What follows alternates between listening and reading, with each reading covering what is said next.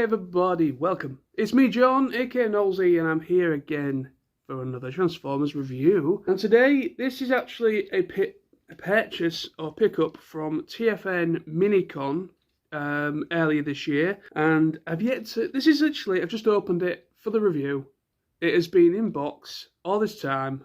I just haven't had the time to play with figures that I've got recently. Let's get into the titles, the rolling titles, the intro, and let's get talking about Legacy Evolution Armada Hotshot. Let's do it.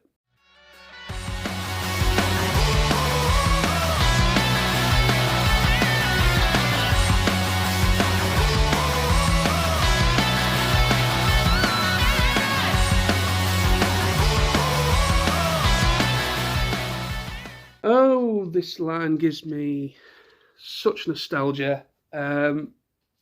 Obviously, I'm of the generation of kids that grew up with. I was born in '89, so I was relatively late for the whole G1 thing. It wasn't until a lot later that I got into G1 and anything earlier than that.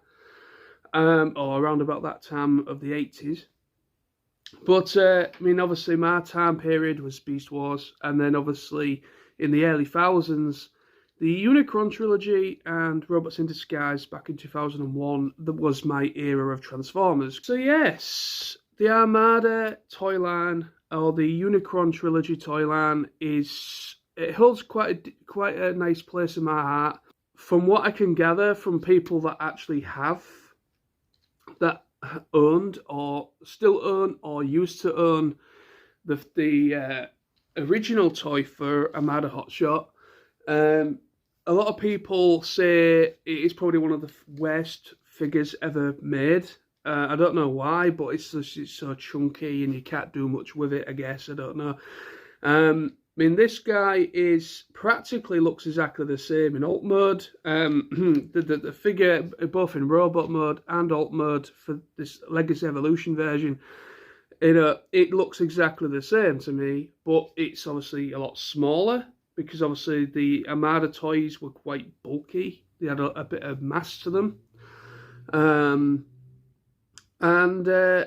But yeah, this guy looks absolutely brilliant. It does look really nice. It's a bit more slimline version of the original figure in this mode, in alt mode. It does look really, really nice. Just giving you a nice look-see of his alt mode. It is a nice mode. You've got a nice Autobot symbol right there, which is also his shoulder blade in robot mode.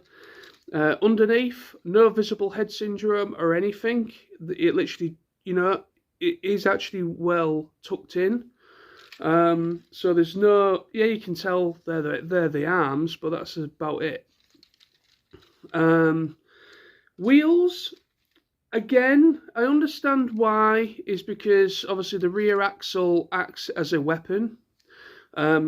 Basically, if anyone remembers or used to watch Armada, basically there was like a secret weapon that was unlocked with a Minicon. Now, unfortunately, I think they missed the mark with this, because there is obviously a port on the back here. Now, yes, if you own a Minicon, or if you have a Minicon collection, no doubt that figure will be able to fit on there as like a power link or whatever, or a power-up attack. Suppose if you, I don't actually own any Minicons, funnily enough. I used to years ago when I was a kid, but unfortunately I don't have any anymore. I need to get some, really. I really need to get some Minicons, because I do love my Minibots. Minicons and Minibots are really cool. But yeah, so it has a port on the back, which you can either, which obviously is used for the, I believe he power links with, I believe his name was Jolt, a little red helicopter Minicon that came with the original figure. So if you bought Hotshot as a toy, which majority of the toys came with a Minicon companion from Armada. So this guy would usually used Jolt as like a mini-com partner, and he would go into the back here, and it would like give him, it would unlock his rear axle bazooka type attack. So that's why these wheels look differently. Like the front ones look quite nice. You know, the nice design. You can tell they're like a sport car wheel design. But then the back, it generally looks like one of those horrible, that I cannot stand, just a peg-on wheel from toys of about 20 odd years ago. But yeah, I can forgive it this once. I can forgive it this once because obviously it is meant as a weapon. I'm not going to be too harsh on this figure for that reason with a different choice of wheel. I understand it is his primary weapon. It's his special unlock weapon. It looks pretty cool. This is also his weapon accessory, which is doubles as his engine block / weapon. So yeah, wheels roll quite nicely. It looks really nice. A really nice tidy little mode. Car mode. It does peg together quite nicely. It is a really easy figure to transform. It is actually quite nice to transform. I'm going to transform it. So, without further ado, what we need to do first is the rear spoiler area, where they actually kind of come out a little bit, so it's actually quite clever.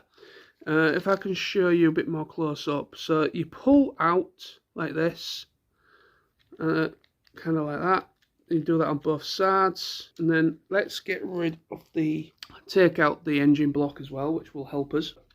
First of all, doors, side doors, you unpeg like so, and they just simply rest on the side of the car like this. Separate the front of the car now. There we go. And then the windows, windscreen, unpeg like so. On the ball joint inside, if you can just see it, maybe, yeah, there's like a ball joint bracket which allows you to kind of just swivel it round once you've unpegged. So you just do that with both like that, and then just swivel them round. And then the legs, they actually fold inwards for transformation. The legs have this very weird, like chicken-like bracket. So that bracket is designed to be able to, for transformation as well. So it basically allows it to kind of fold in on itself. So once you've got the roof out the way, you can then just pull up and extend that leg completely. Twist so that the doors that was once on the side of the vehicle are now facing the front. These are now the front of the legs. And then the car doors, you can either leave them in that position on the side, which does help with articulation if you do that, because I've found that because these protrude upwards when it's transformed and everything, and it hinders you to bend the leg to try and get some articulation. So if you leave the car doors like that, even though it looks absolutely stupid, if you leave them like that, you will be able to get a bit more functionality out of the leg. So next bit is the full back of the car just comes out and then goes to the back of the vehicle. You go like that. That's it. Before we do anything else, open up the chest cavity like that, and that will then reveal the head. Bring the head out and close back up. Next stage is the complete swivel round of the torso there, like that.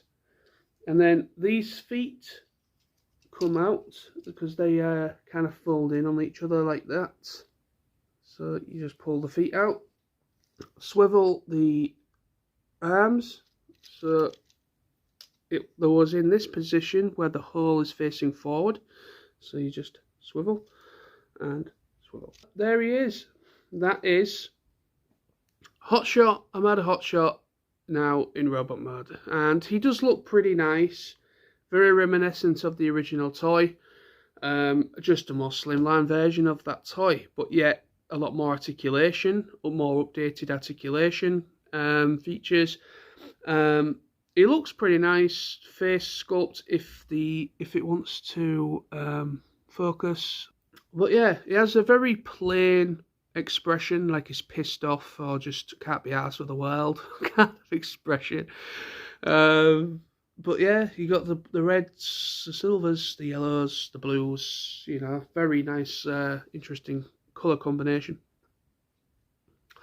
So like I said, with the back, with these legs, you can keep the panels like this so that you can get some sort of range of articulation. So having the panels like this, you can get an actual a knee bend. But obviously I think it looks a bit shit with them kind of like that. But you can fold them completely like this to finish off those legs so they don't look as hollow. That's what you're supposed to do. The legs, the door panels literally just go to the back of the car like that. But what that's doing then is stopping you can't get any knee bend at all. It's always been a figure that has always had, like really big proportions. Like the front end of the vehicle is just, the legs are huge. And then obviously articulation with the arms. You have swivel and in and out of that shoulder, swivel, bend of the elbow, like so, and there's that. And you have 360 swivel for transformation purposes of the waist, which is actually quite good. And then you've got head swivel as well. The feet are on a pivot as well. And you've got leg swivel in and out of the leg, like so. And then you've got like a knee bend. So then let's have a look, see quickly at, so that was the articulation for him. Hotshot's weapon. It is like an engine block weapon that was on the front of the car. It looks pretty nice. It's nice, painted in silver and black. Very, very nice actually. Quite a nice moulded piece. That simply just goes into his arm like that. Let's do the other one. That's better. Like that. So it holds it nice and snug. I must admit, those arms are actually quite nicely moulded. If you look, there's quite a lot going on with those arms. You've got like little blasters, little weapons there actually moulded into the arm. And yeah, it's actually a nice moulded arm for an arm. It has actually got a nice bit of moulding on that, actually, a nice bit of detail on that.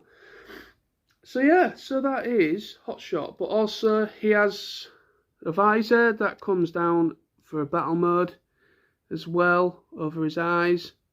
And then, of course, like I mentioned, his bazooka weapon comes up and then turns like it does in the anime or in the show.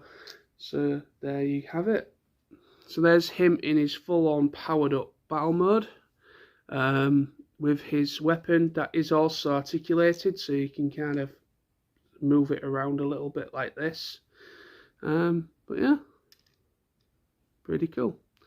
So that is Legacy Evolution Hotshot, Armada Hotshot reviewed. But in order to get some articulation, you have to move these doors, not doors, these panels here on the back. You have to move them around in order to get some sort of leg articulation. So that's the only downside for me, is that on this figure. But yeah, for the most part, it is a nice update on him. It is a nice figure, and I do have a lot of nostalgic childhood love for this line. But anyway, so thank you for watching. Hope you enjoyed the review. I shall be back next week with another review, hopefully. Thank you ever so much for the support of the channel. And until next time, stay awesome, everybody, and I'll be back very soon. Bye-bye.